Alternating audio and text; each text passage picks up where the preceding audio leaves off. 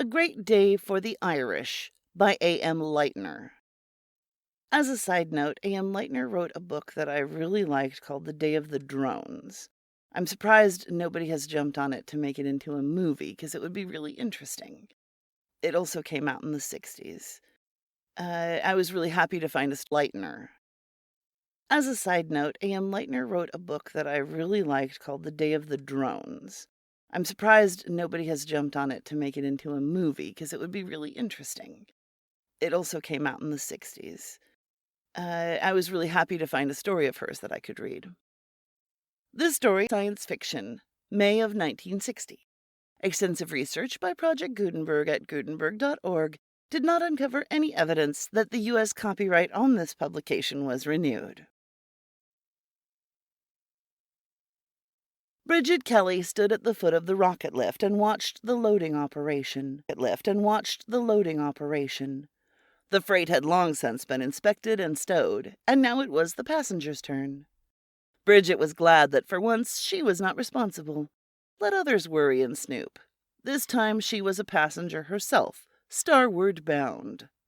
Inspected, passed, and okay. That beauty coming aboard with the furs and the orchid. She wouldn't be allowed to keep the orchid, of course. Bridget grinned as she saw the flower tossed into a trash can and imagined the words the beauty was mouthing. The man beside her sported a boutonniere. Yes, there it went into the can. He was still smiling, probably cracking wise. Bridget had separated so many travelers from so many items that she could tell what the passenger was going to say before he said it. Most people knew that strenuous efforts were being made to keep pests and epidemics away from Earth. The beginnings of space travel, the quarantine of incoming ships at the moon had been rigidly observed. But the fact that plagues could also spread from Earth seldom registered on the public's mind. Bridget was all too aware of it. For several years she had labored to that end in the quarantine service. Now that her savings had accumulated and her abilities as an entomologist were recognized, she was about to board one of the shining ships herself. There were raised eyebrows when her destination was known. An entomologist going to New Eden, a planet where insects were at a minimum? But Bridget only smiled. She knew what she wanted. She was bound for the frontier, where men are men and women are scarce. The speaker blared. The countdown was beginning. 15 minutes, rasped off. She took a last look at the planet of her birth and squeezed into the lift. The few remaining passengers pushed in with her. A man in a red waistcoat was commiserating with the woman beside him. "Don't let the officials get you down," he said. "We'll have to put up with them for the journey. But on New Eden, I hear, the conditions are so good, they hardly need any regulations at all." "It isn't that," sniffed his friend. "It's just that you gave it to me, and I was hoping to wear it tonight." "Perhaps I can buy you something in hydroponics. I had no idea they were so touchy, or I'd have had the orchid." Bridget felt the scorn of the official for the general public. "If you're going to New Eden, you ought to know we want to keep it that way." The red waistcoat looked down at her. "Oh, officialdom without stripes," he said. "Or are you an old hand? Perhaps you can explain the deal before we get there." So he was the type that cracked wise, and she had put her foot in it right at the beginning. "I've never been off Earth before," she admitted. "I read up on it all first." The lift was at the locked door, and she slipped through without looking back. The speaker was croaking, 10 minutes to go, as she hurried to her cabin and prepared for takeoff. She'd have to do better than this, or the trip would be a washout. Better just concentrate on enjoying it, the new experiences, the fascination of travel.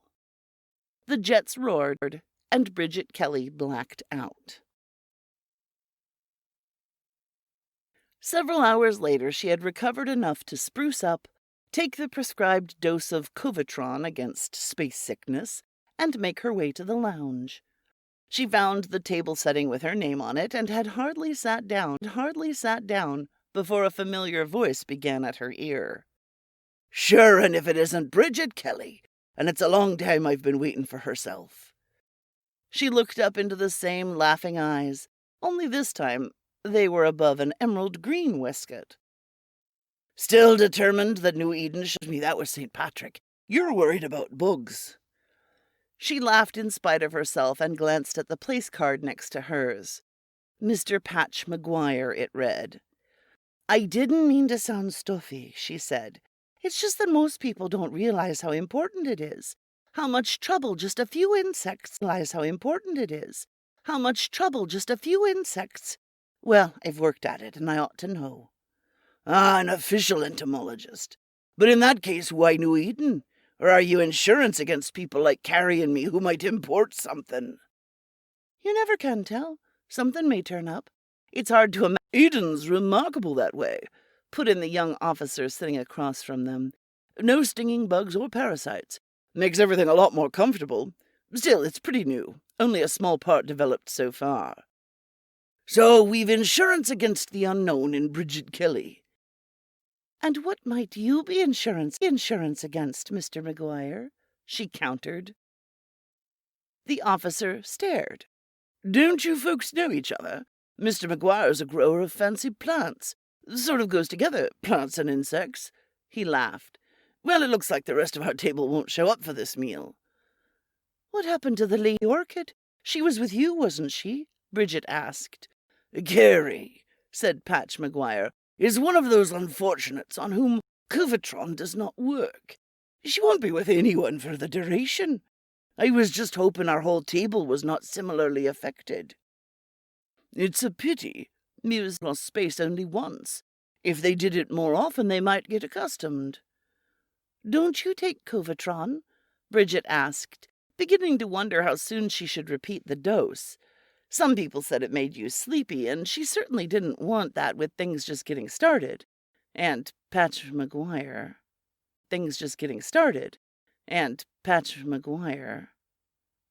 Patch McGuire. Suddenly a window opened in her mind. She saw a letter with short, punching sentences. "You think you can get away with this high-handed overbearing for destruction of property? I'll take it to the top. I'll see you idiots in hell, or at least out of the service." Patch McGuire, protesting the destruction of his shipment of seeds imported from Regulus 5. No amount of explanation that the seeds had been found to harbor a blight which, once let loose on Earth. Patch McGuire had a reputation as an authority on crossbreeding and mutation of plants, and also for throwing his weight around. It was several years ago, but Bridget remembered the consternation in the department. She realized that McGuire and the officer were talking. They were agreeing that space sickness was only a matter of psychology, and that if you just didn't think about it, no Covertron was necessary. She hastily swallowed another pill with her coffee and hoped the coffee would keep her awake. Toured the ship together, she and Patch. They marveled at the scene from the viewport and chatted with the captain in the control room. The steward inquired about his taste in music and stereo, and he even gave advice to the gardeners in hydroponics. All doors were open to Patch, and there were murmurs about the handsome couple as they moved through the lounge. By the end of the trip, they were making plans for New Eden. Patch insisted that Bridget was in the wrong profession, and she agreed that the science of agriculture might be more rewarding than conditions. At the farewell dinner, Patch gave her a bouquet he'd had made up especially by the gardeners. But she was more interested in the small green leaf he wore in his lapel. He took it out and insisted on fastening it in her hair. "Sure, and it's a shamrock. Forgotten what day it is tomorrow?" "It's the day we land," Bridget replied. "But what day is that in our time or ship's time? It's too confusing." "It's St. Patrick's Day, that's what it is," he said. "A great day for the Irish. And a great day for us. And I wouldn't be without the shamrock on St. Patrick's Day. New Ireland, that they should. Wasn't Ireland the garden island, all green and fruitful, and with no snakes? And I hear this planet's the garden planet, and with no insects either to make life miserable. But let you and me be living there a while, and we'll make it New Ireland for sure. And he planted a kiss on her mouth. New Ireland for sure. And he planted a kiss on her mouth, without a thought of who was looking at them. As their table mates drank their health, Bridget blushed and her eyes shone, and after dinner Patch escorted her to the stereo, where they sat very close together in the dark. But as the pictures flashed across the screen, and as Patch's arm went across her shoulder and drew her close, her mind was besieged by an army of little doubts. Shamrock, what had she read about the shamrock? Patch, she went. What? Patch murmured, bending over to kiss her. The shamrock, Patch. I don't believe they have it in hydroponics. Sure they must have it. Patch's lips brushed hers, and she found it difficult to think clearly. I never saw it there. Patch, are you sure? Saw what? Saw what? I don't see anything but you. That's enough for me. About the shamrock, Patch. It looks beautiful on you. Sure, and I wouldn't be without a shamrock on St. Patrick's Day. Bridget gave up. She lay back in the sanctuary of his arm and the feeling of his lips on her hair. But the doubts kept crawling about in her mind. What was the matter with her? Couldn't she be happy when everything was perfect? Had she been a cut-and-dried inspector for too many years? But she remembered the words of Professor Schwarzkopf the day she received her degree. Spectres are the watchdogs of the planets. Without them, all that man has built can be destroyed. When Patch had kissed her good night outside her cabin, and his footsteps had died away along the corridor, she crept out into the passage and made her way to hydroponics. Why, no, said the chief gardener. We never carry clover of any sort. Why do you ask? On her way to the control room, Bridget tried not to think. She found the young officer from her table on duty with the captain, and the two men listened in surprise as she outlined to accuse Mr. McGuire of anything. She said, I'm sure he doesn't realize how serious, and of course there may be nothing to it. It's just that I remember that shamrocks harbor the golden nematode that is in the soil around the roots, and it seems likely that if Mr. McGuire has live shamrocks, and I remember what a serious plague they once brought over from Ireland to America. The captain pulled his mustache. It's clearly against regulations. I can't imagine how he'd get it past inspection. But then McGuire's a very persistent man, and he's got pull in odd places. I don't want to rouse the ire of the Irish, but I see your point. Couldn't you search his cabin without his knowing I said to? Oh, I'm sure he'd be very angry, but if I could only look at his plants, then I'd be sure they're safe. You must have ways of getting in, if there should be a short circuit or something in his cabin. Oh, Captain said, don't we, Lieutenant? Perhaps at breakfast, suggested the young officer, if Miss Kelly could arrange to make it as leisurely as possible. And right afterwards you might go to the lieutenant's cabin, with your instruments and without Mr. McGuire.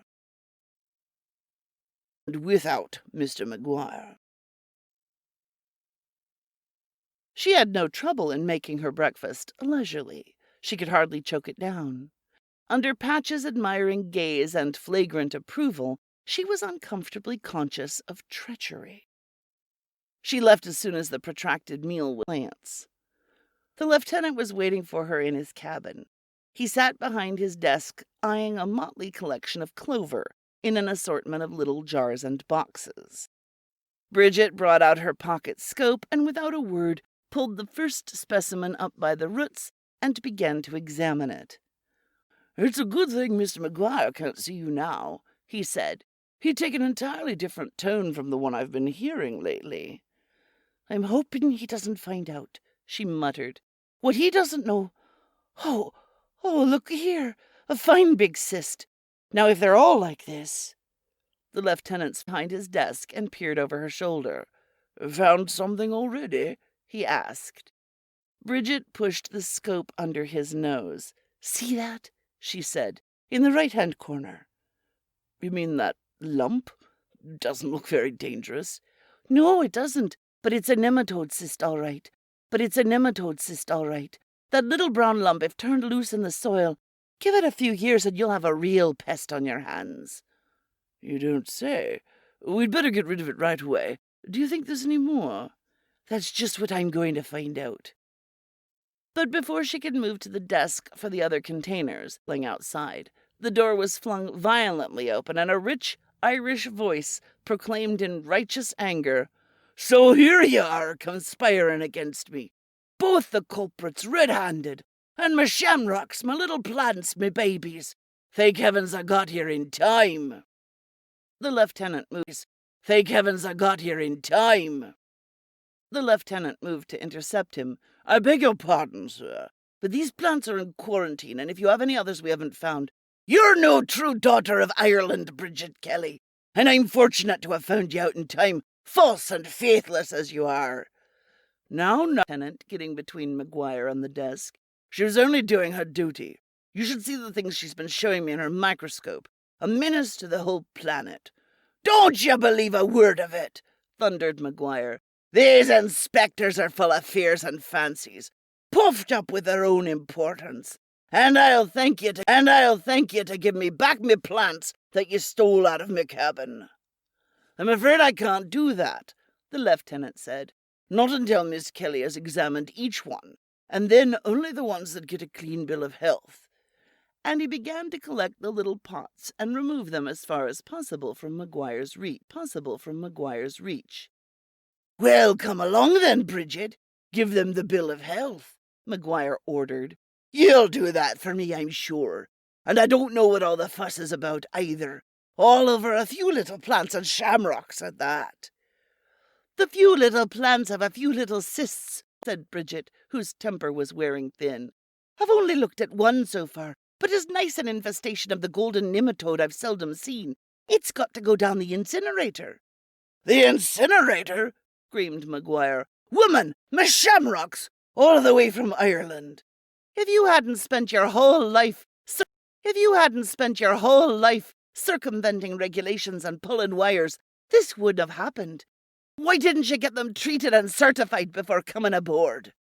Because there wasn't time, that's why, Patch shouted. They only came from Ireland as I was leaving for the ship. If it hadn't been for a snooping, snivelling worm that you can't even see. You can see the results right enough. Bridget's voice was rising to match his. Did you ever hear of the Long Island potato? The best on the East Coast they were. The golden nematode ruined Long Island for potatoes. That's what the shamrock did for America. That's a sneak for ya. And who would want to grow potatoes on Long Island, built up into a city as it is? They're going to want to grow potatoes on New Eden, and I'm here to see they can. If that's all that's worrying you, I'll breed you a nematode-resistant potato. And now I'll thank you to let me take me shamrocks. But when he looked around, he found the lieutenant had quietly removed himself with the plants, and the door of the cabin was crowded with interested passengers. So you think you've put one over on me? Patch shouted. It's a good thing I found out in time how I was being deceived by a pair of eyes, and it says one thing and means another. And I suppose you're the soul of honor, with no thought of responsibility to your fellow man. You've had your way all your life, and it's lucky I found that out, too. Before...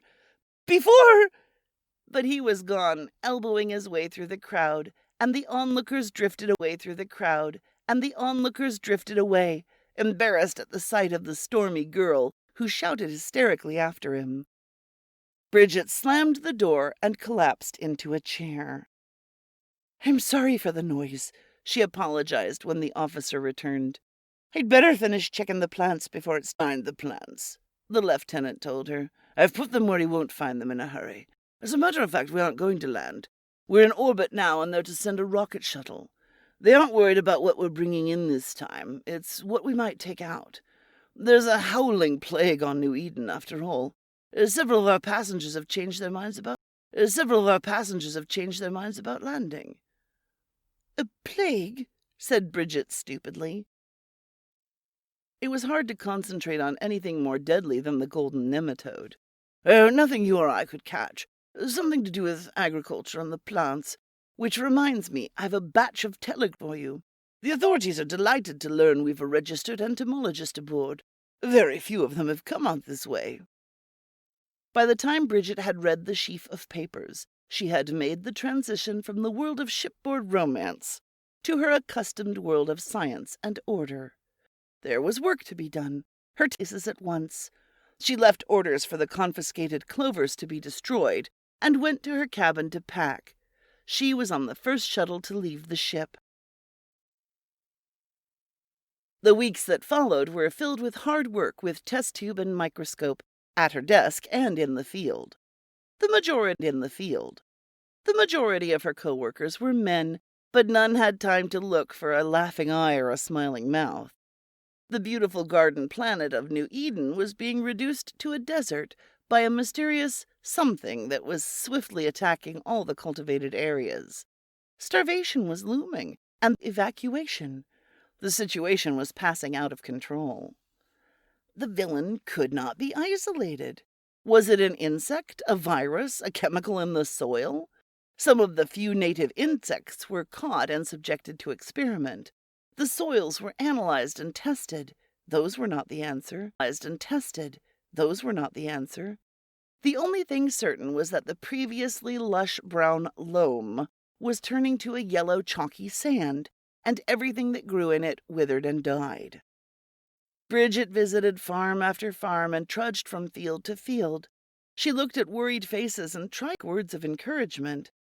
Back at the laboratory, she studied her specimens far into the night and fell asleep at her desk.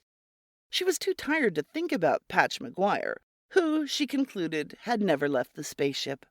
What would a grower of gardens, a breeder of plants, do in a spreading desert? He had gone on a more flourishing planet.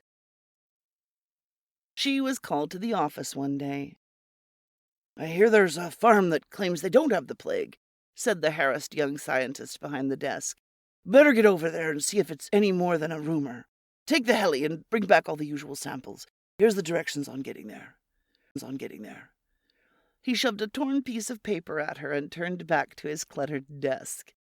Bridget picked up her collecting kit and climbed into the cab of the machine. By this time she knew her way about the settlements.